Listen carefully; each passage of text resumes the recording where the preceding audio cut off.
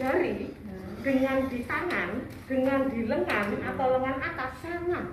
Jadi Anda harus mengimobilisasi karena kita melakukan sebuah otot rangka yang tidak bergerak. Jadi bukan tulang yang nggak bergerak. Kalau tulang yang nggak bergerak pada patah tulang cukup 2 sendi. Tapi kalau otot dari ujung jari sampai pangkal sendi yang nggak bergerak. Nah, jadi misalnya tergigit ular, boleh Pak? Aduh. Jangan menolong ya, jangan boleh. Seperti ini. Aduh, gini. Nah, baru atasnya dikasih. Nah, terus cara mengikatnya gini Mas. Jadi sembarangan nih. Kan caranya gampang. Aduh. Ini tapi pegangin ya. Nah, ini dibuat gini dulu, terus paling gampang. Ini gini langsung ditarikan. Tuh, ya. Ayo bikin dulu kayak saya tadi. Ini kan triangle toh, terus langsung digulung-gulung. Kayak Gulung-gulung. Oh, kayak pramuka. Kan kita lagi jambore memang. Tapi ini sebenarnya kalau emergency bisa kain apa aja Bu ya? Bisa. Baju, pasmina bisa. Terus sampai ujung Mas. Sampai ujung. Nah, terus ini ya, dibuat 2 gini. Terus Anda dari atas dulu. Kan tinggal dimasukin tuh. Nah, aduh, cepat. Nah, terus diikat.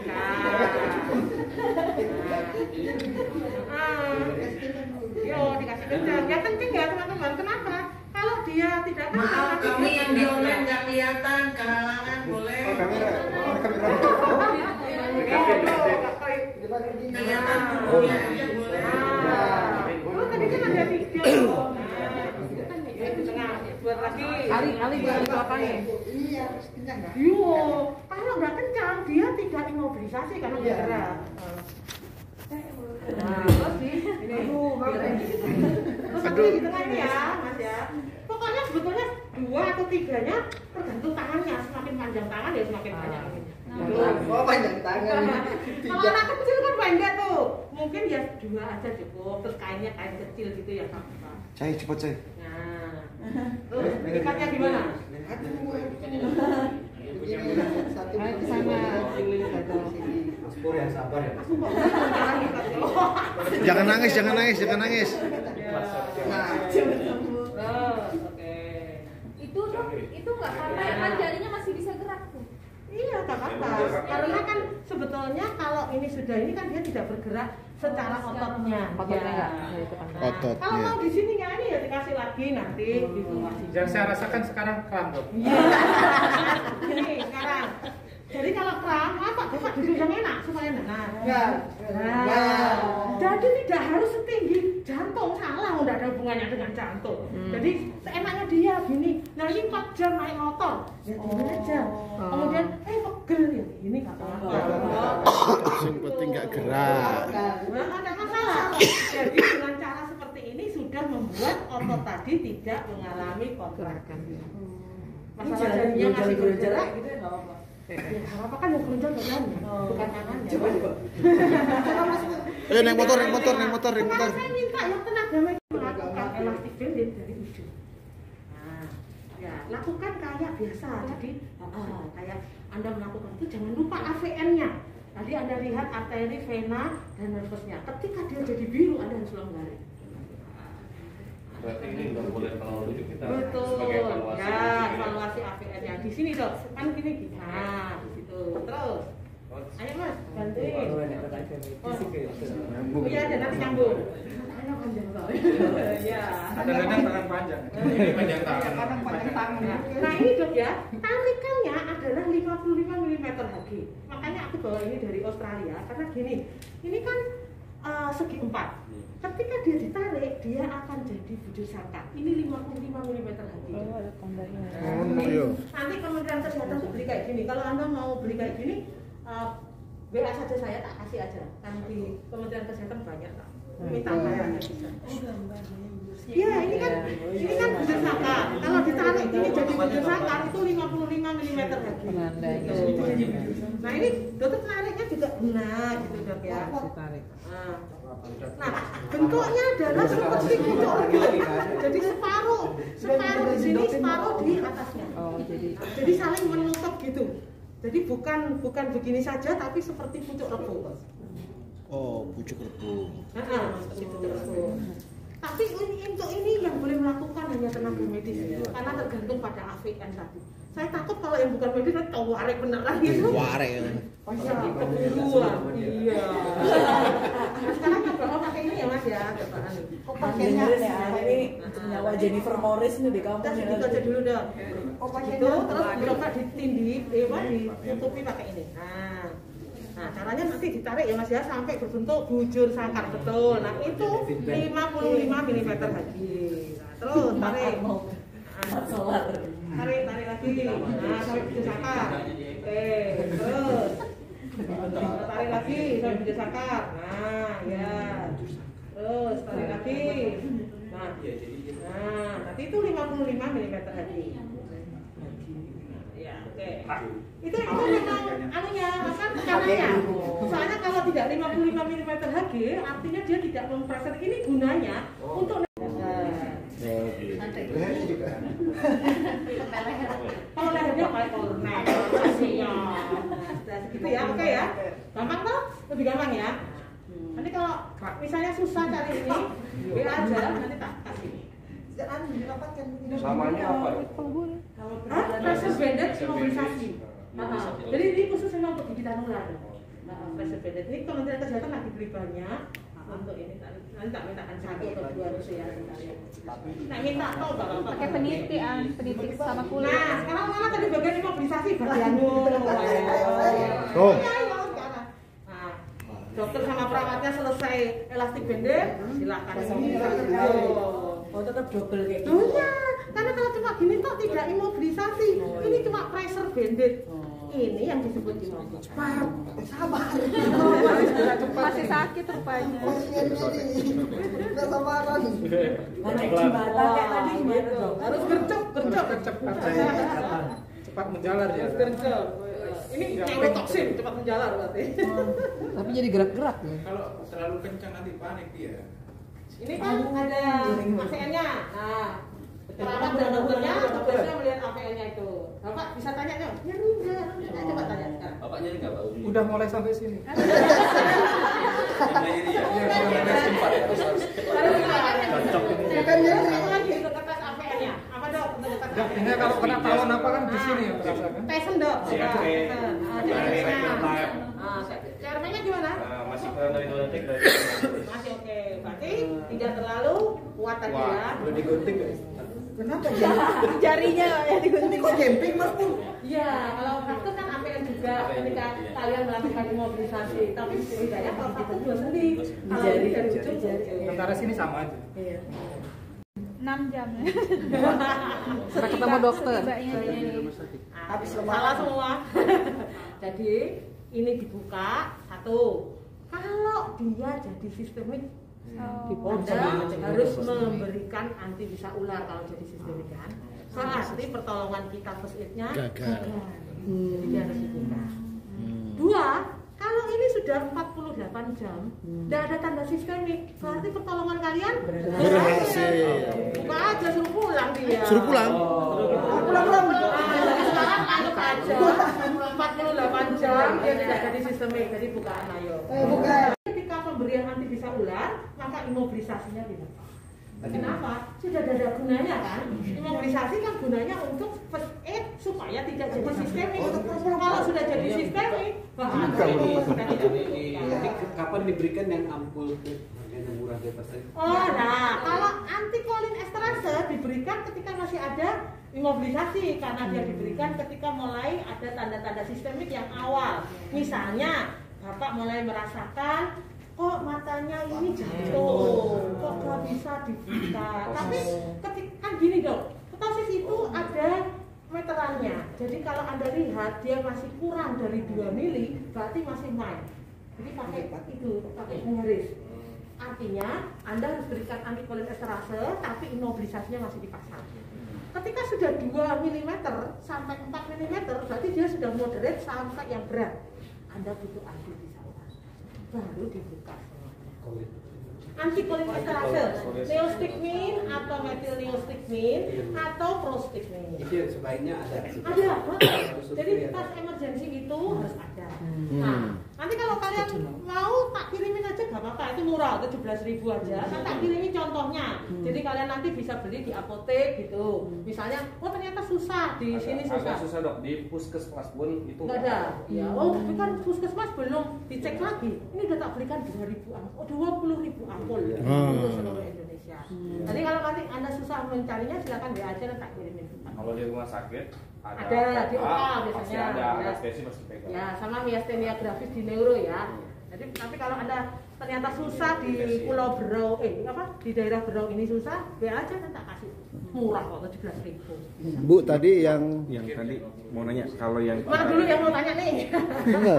yang soal ngambil darah tadi ya, untuk kita nguji yang tadi di botol itu kita ngambilnya kalau dalam kondisi kayak Mas Pur tadi pas kondisi yang pas apa ya? Nah, jadi sebelum imobilisasi atau imobilisasi yang kanan kan yang kiri gak dimobilisasi, masa digigit dua kanan kiri kan enggak. Nah, jadi yang kanan ini imobilisasi, yang kiri diambil darah. Oh, bagian tubuh manapun Ya, bisa. enggak ada masalah. Karena kita kan mau ngecek saja apakah dia fase lokal atau sistemik. Berapa jam itu? Jadi untuk 20 WBCT sebetulnya yang paling bagus 8 jam. Tapi diambil darahnya kan dia sakit. Jadi saran saya untuk kondisi masih fase lokal 24 jam saja. Tapi sistemik karena 20 WBCT ini menentukan kita mau rujuk atau memberikan. Kalau dalam proses ya teman-teman di lapangan kemudian kita harus pindah. Nah, saran saya untuk di lapangan ngambilnya jangan di sini mas. Jadi pakai lancet itu aja, pakai ngetekan itu loh yang harus beli itu. Ya, Harus beli. jadi itu kan 2 mili. Jadi ngambilnya beberapa kali. Itu kalau kita Harus disiapkan itu. tahu nggak? Nah nanti kalau nggak ada tak kirimin. Itu jadi enak tuh. Langsung ini langsung ngeproses. Iya, pipet kapiler itu paling gampang, paling enak. Jadi orang awam pun bisa. Tapi saran saya kalau itu nggak bisa semua, pakai yang pembengkakan tadi. Nah jadi Ukur 2 cm. kalau dia ada pembengkakan, kita tempeli plester per 2 jam kan dalam perjalanannya itu per 2 jam. Misalnya ternyata perjalanannya lebih dari 2 jam, ya gak apa-apa, berarti kita 2 jam kasih plester. Nanti per jam berikutnya, 2 jam berikutnya kita lihat tambah bengkak apa enggak, tambah plester lagi. Kalau tidak tambah bengkak, plesternya ditaruh di atasnya. Tapi kalau tambah bengkak sesuai dengan pembengkakannya, terus pakai penggaris atau pakai meteran tuh di sentimeteri. Kalau 2 kali lipat, misalnya gini, sentimeter pertama ternyata 2 cm, kemudian sentimeter berikutnya tuh 8 cm, berarti lebih dari 2 kali lipat, berarti dia sudah sepsis sistemik. Jadi dia membutuhkan antivenom yang cepat. Nah, jadi kita harus secepatnya bawa ke rumah sakit. Tapi kalau 2 cm, 2 jam setelah itu masih 2 cm, bahkan mungkin turun dari 1 cm, gak masalah, berarti imobilisasi kita berhasil. Alhamdulillah. Gampang kok, yang itu gampang menurut saya. Jadi sebenarnya di lapangan, kalau saran saya untuk yang 20 WBCT itu, Anda beli pipet kapiler. Nanti kalau nggak tahu tak kirimin aja ya. Ada pipet kapiler. Nah, jadi tinggal orang-orang ini tinggal diinikan pakai pena yang untuk gula darah itu terus dihidupkan. Enak, gampang gitu. Nggak sakit nggak. Kan Anda taruhnya di botol kaca, jangan taruh di pipetnya. Nyedot doang. Jadi itu hanya saran pengambil darah Anda tetap botol. Tetap di plafon. Iya, botol kaca itu. Kalau misalnya nggak ada botol kaca, ya tadi itu botol minuman itu kita kan kalau UC gede. Ada sekarang kan yang kecil-kecil tuh fiber apa itu kan botol kaca. Isinya diminum, terus itunya dibersihkan, dibersih, dikeringin. Berarti ke lapangan wajib bawa UC nih. UC harus bawa UC. Kegedean kata ibunya. Dok, saya masih penasaran dok. Tadi kita tahu imobilisasinya sudah benar atau belum itu gimana?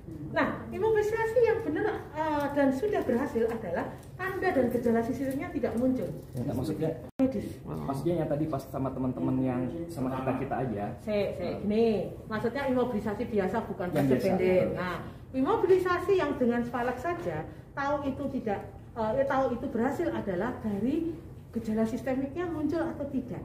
Petosisnya, terus Anda suruh lirik dia ke kiri. Biasanya teman-teman medis tak suruh ngetes melirik ke kiri ke kanan. Kok jalan itu? Kok itu enggak jalan itu? Kalau tidak bisa, berarti masuk sistemik. Kemudian kalau yang hematotoksin, tentu saja akan ada tanda-tanda perdarahan. Laper dia. Tanda paling awal adalah gum bleeding. Jadi suruh buka mulut, ada enggak perdarahan. Nah, kalau tidak ada perdarahan, berarti imobilisasi kita Berhasil. Terus di bekas gigitannya dilihat darahnya keluar terus atau tidak. Kalau darahnya keluar terus, apalagi yang menggigit adalah ular-ular yang memang menimbulkan hematotoksin, maka kita gagal imobilisasi. Tapi kalau ternyata perdarahannya berhenti, tidak ada perdarahan lagi, berarti imobilisasi kita berhasil, tidak menjadikan dia sistemik. Jadi kalau misalnya masih keluar perdarahan, artinya ikatannya kurang benar atau gimana? Oh enggak. Kalau keluar perdarahan dan disertai tanda gejala yang lainnya, berarti imobilisasi kita gagal dan secepatnya kita harus pergi ke klinik atau rumah sakit untuk pemberian aktivitas dan obat-obat lainnya. Misalnya kalau tadi dia ternyata udah gak bisa melirik ke kiri, ke kanan, ke atas, ke bawah, ya berarti butuh antikolesteroid. Ini beda loh.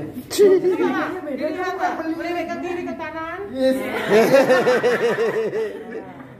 Berarti ini penting loh. betul. Kita kasih tahu ya. Ini adalah pemeriksaan gampang yang penting. Ketika dia disuruh lirik kiri, kanan, atas, bawah gak bisa, dokter dan perawat bisa nyimpulkan, oh ini sistemik. Pasti respiratory failure. Nah, mana Mas Anu tadi Fajar? Dan itu si Aji itu tak suruh lirik kanan kiri, dokternya itu gitu. Ternyata sudah nggak bisa. Langsung saya bilang, siapkan tuh bentar lagi respiratory failure. Selesai telepon, aku ditelepon lagi. Iya dokter respiratory failure. Langsung masuk ini apa namanya ventilator. Nah, gitu ya. Ini gampang tesnya. Lirik kanan, kiri, atas, bawah. Terus dilihat petosis. Berat kayaknya. Ada yang orang gini, "Duh, memang sudah gitu kok ngantukan dari dulu." Kan banyak yang gitu. Udah dari sononya ngantukan. Sama itu dok, tadi kan dokter bilang nggak boleh didorong, nggak boleh kita menggunakan karet ban gitu kan. Karena kita nggak tahu kekencangannya, jadi tali biasa. Untuk yang pressure banded hanya boleh tenaga medis yang melakukan. Pokoknya bukan kita. 55 mm saja. Diikat sama kursi. Diikat sama kursinya. Baru digelindingin dari gunung. Nah, gini. Nih, diikat di kursinya. Ya udah nanti kursinya aja yang kita angkat gitu. Ya toh, kalau gampang toh. Bulat ya.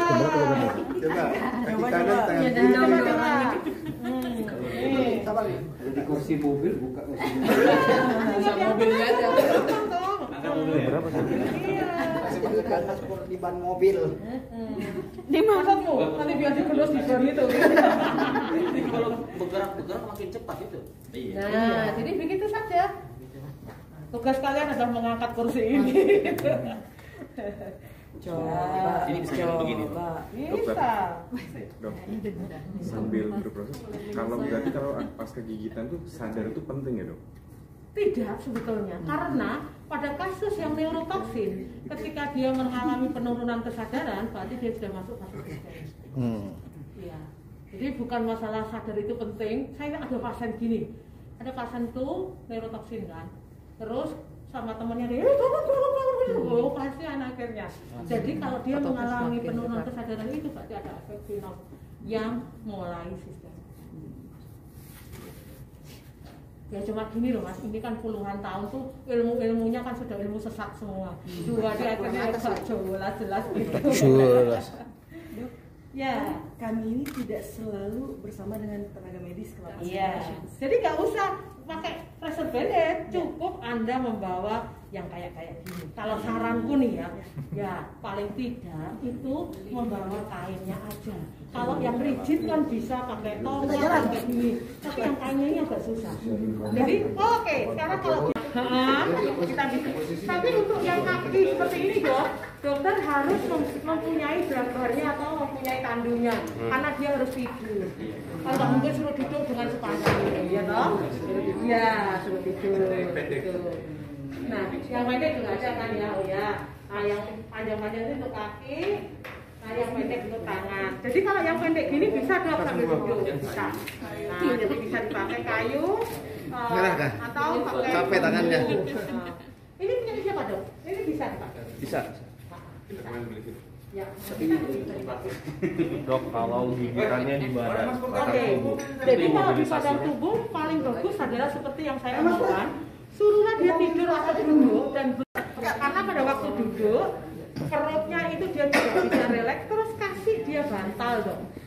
jadi dia betul-betul bisa nyaman. Sebetulnya masalahnya kan supaya dia tidak gerak-gerak dan nyaman.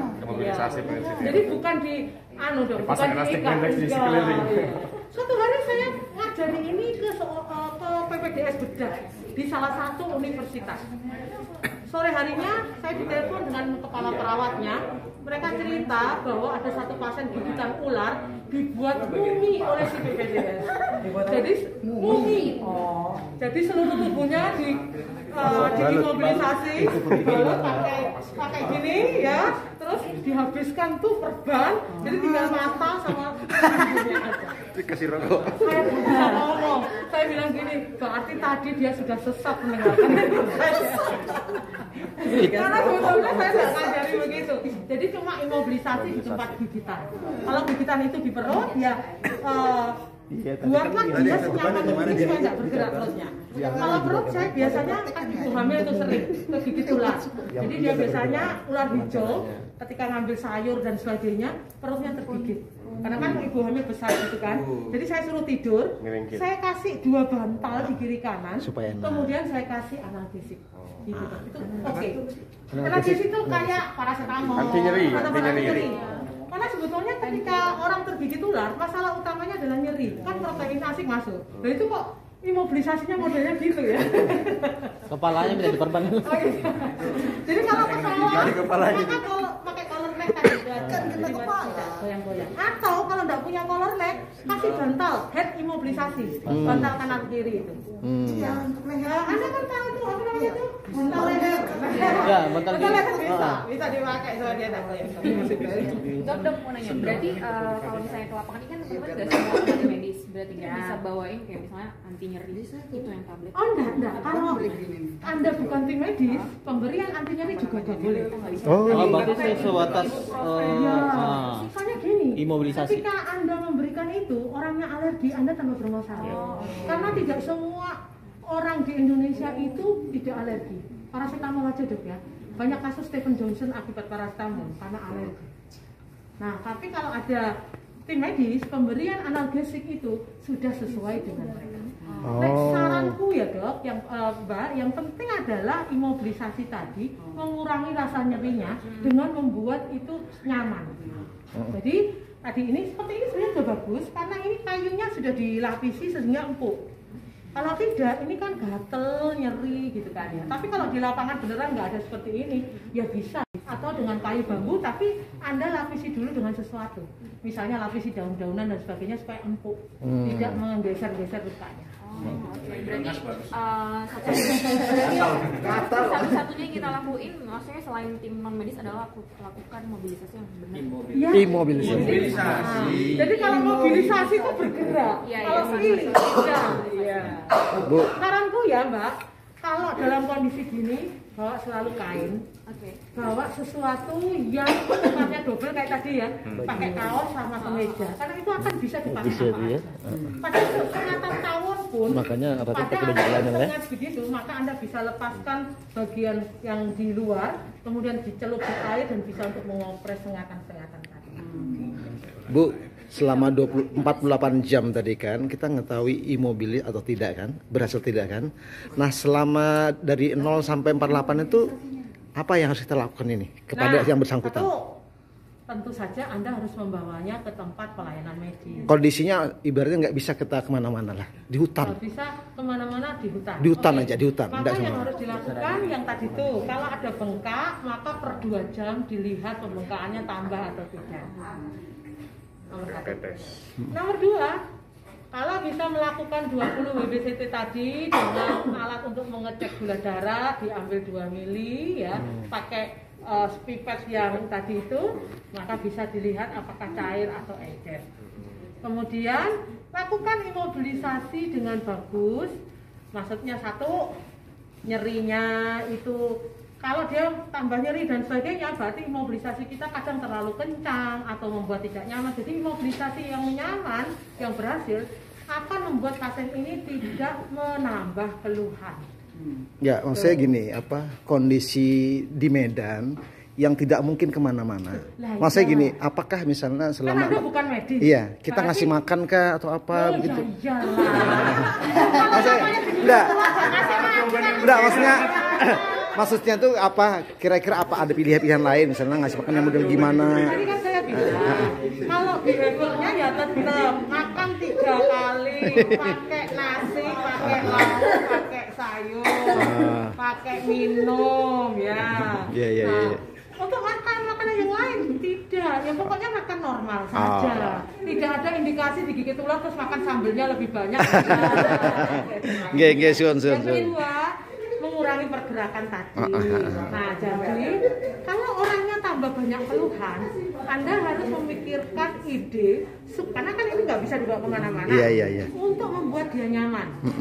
Kayak tadi saya ya, ketika harus sesuatu supaya dia nyaman. Misalnya kasih kain-kain supaya dia bisa nyaman di situ. Karena namanya enfinomasi itu pasti gak enak. Iya. Ada rasa nyeri, ada rasa luka, ada rasa yang tidak nyaman untuk dia tidak berbeda. Betul. Iya. Pasti. 48 jam. Iya. Tapi saran pun ya, 48 jam itu harusnya kita sudah rujuk ke tempat pelayanan kesehatan. Betul. Tapi apakah setelah 48 jam itu dan tidak ada perubahan sistemik itu apakah bisa dipastikan oh ya ini udah aman nih? Kalau untuk kepastiannya Anda membutuhkan tenaga medis. Karena Anda bukan medis. Kalau Anda medis maka bisa menentukan oke, Anda bebas. Karena sebetulnya semua gigitan ular itu gak boleh tidak ditegakkan oleh tenaga medis. Kecuali pertanyaan Bapak ini bisa dibawa kemana-mana. Ya. Makanya di slide saya, itu tadi kan saya kasih satu flyer yang isinya leaflet Kementerian Kesehatan. Kata-katanya adalah secepatnya dibawa ke tempat pelayanan kesehatan. Iya. Gitu. Betul. Karena penegakan diagnosa, penegakan sembuh atau tidak adalah oleh seorang tenaga. Ya.